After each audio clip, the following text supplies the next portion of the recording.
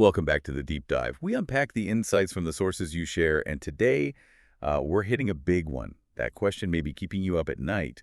Will AI replace me? Yeah, it's definitely out there, but we want to flip that. Right. Flip it to something more empowering. How do you become the person AI can't replace? And crucially, how do you build a business that runs without you? For real freedom. That's exactly our mission today. We're digging into how AI is shaking up work, entrepreneurship, everything, really. And the idea is to give you practical ways to build a business that, well, thrives in this new era. We're drawing on insights from an expert who's deep in the trenches, building AI companies and coaching others. Yep.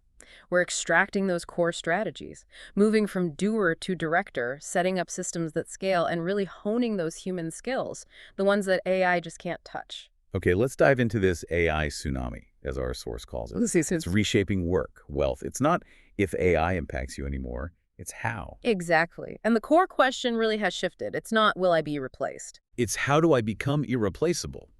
Because, look, AI isn't just a toy. Yeah. Our expert said when GPT 2.5 started writing marketing copy, that was the signal. That was the wake-up call. And the reality is, if you're not using AI now in your business, well, you might find out its impact the hard way, like losing your job. That's phase one. And it doesn't stop there, right?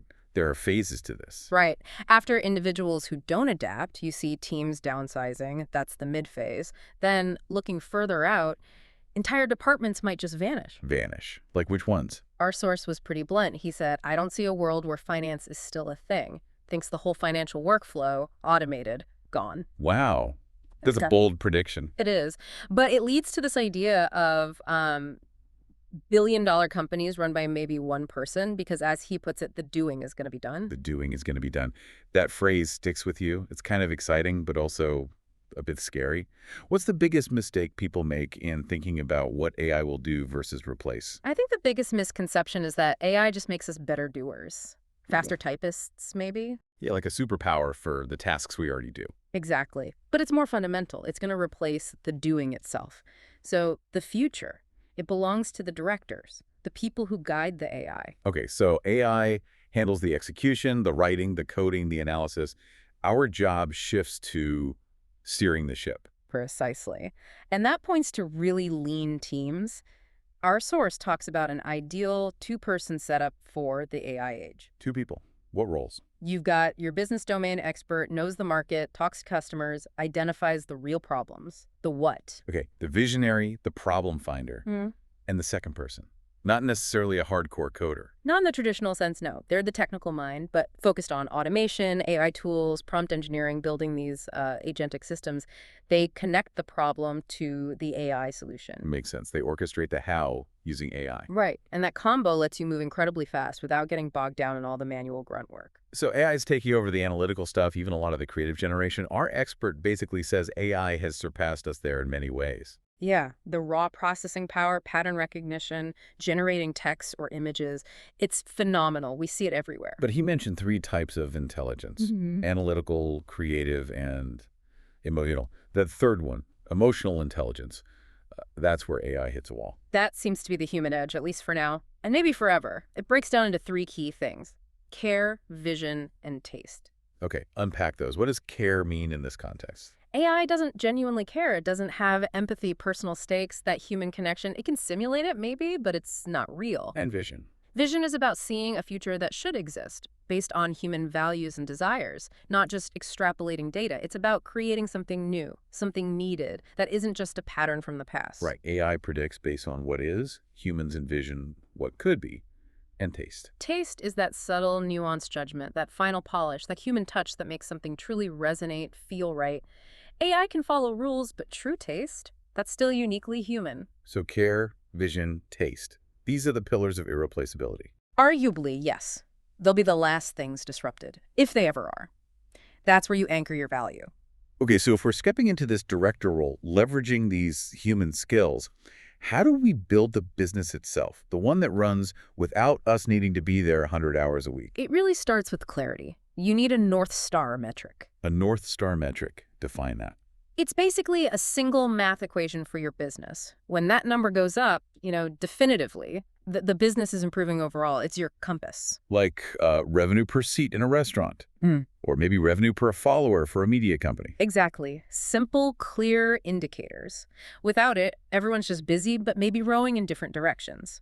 This aligns the team, focuses effort on what actually moves the needle. And our expert uses something more sophisticated for his ventures, right? Yeah, enterprise value created for dollars spent. It's about building long-term equity, the actual sellable worth of the company, not just chasing revenue. It forces you to think about building durable, predictable systems. An asset. Building wealth, not just income. I like that. So you have your North Star. How do you scale yourself without burning out? You mentioned the 10-80-10 rule. Right. This is key for delegation and leverage. Think of it in 3 parts. The first 10%, that's all you. My vision, defining what done looks like, the core feeling for the customer, maybe even sketching it out. Exactly. Crystal clear direction. Paint the picture. The clearer you are here, the better the outcome. Then the middle 80%. That's the team. That's where you let go. Empower your team to execute based on that vision. Trust them to do the building, the developing. Okay, letting go.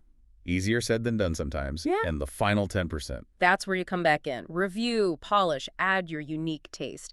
That final refinement that makes it truly special. Think Steve Jobs demoing the iPhone. He didn't build it all, but his taste elevated it. So the mantra is 80% done by someone else is 100% awesome. That's the one. And if it's not awesome, the problem isn't usually their 80%, it's your initial 10%. You refine the vision, not micromanage the execution. Okay, that makes sense. But systems rely on processes. What about SOPs, standard operating procedures? Nobody likes writing them or reading them. They get outdated so fast. Oh, totally. Traditional SOPs are often dead on arrival. The solution our source swears by is the camcorder method. Camcorder method. Tell me more. Instead of writing, you just record yourself doing the task. You Zoom, Loom, whatever screen sharing tool, and critically, you talk through why you're doing each step as you do it. Ah, so you capture the context, the reasoning, not just the clicks. Exactly. Then you hand that recording to your team. Their job is to turn it into a checklist or a process doc. They own it, they update it. That's clever. It makes them the system owners and gets you out of being the constant help desk, builds the system while doing the work. Precisely. It embeds the knowledge directly into the team. This all sounds very system-driven, which leads to the next point. Running the business by the numbers, not just gut feel. Absolutely critical. Numbers don't lie, people do, as the saying goes. You need objective data. And it's about understanding the difference between leading and lagging indicators. Yes. Leading indicators are the activities that hopefully lead to results. Think sales calls made, leads generated, things you control day to day. And lagging indicators are the results themselves. Right. Revenue, profit, customer churn, the outcomes. The magic happens when you connect the two. How so?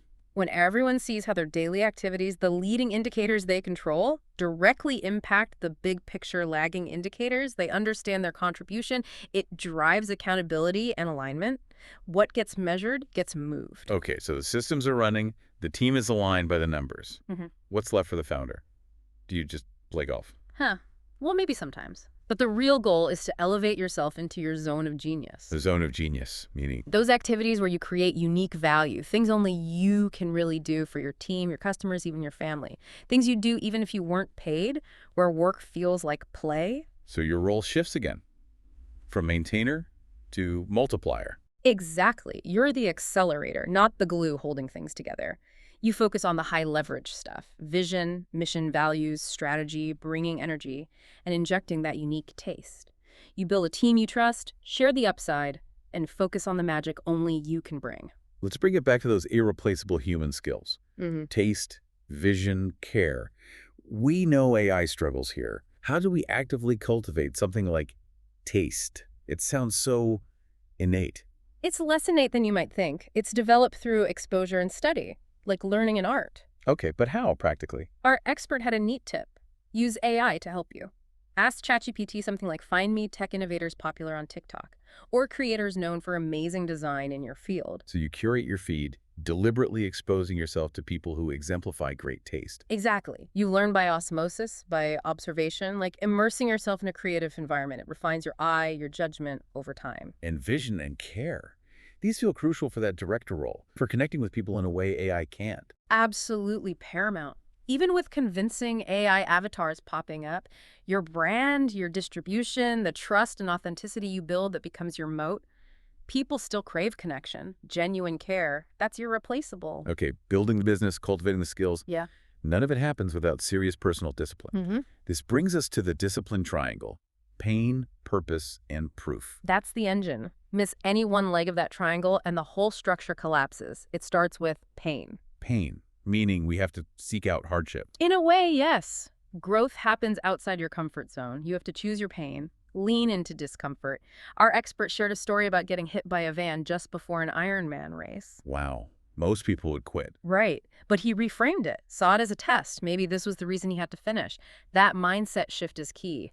Pick something scary, tell people, show up daily. Train your response to difficulty. Okay, choose your pain.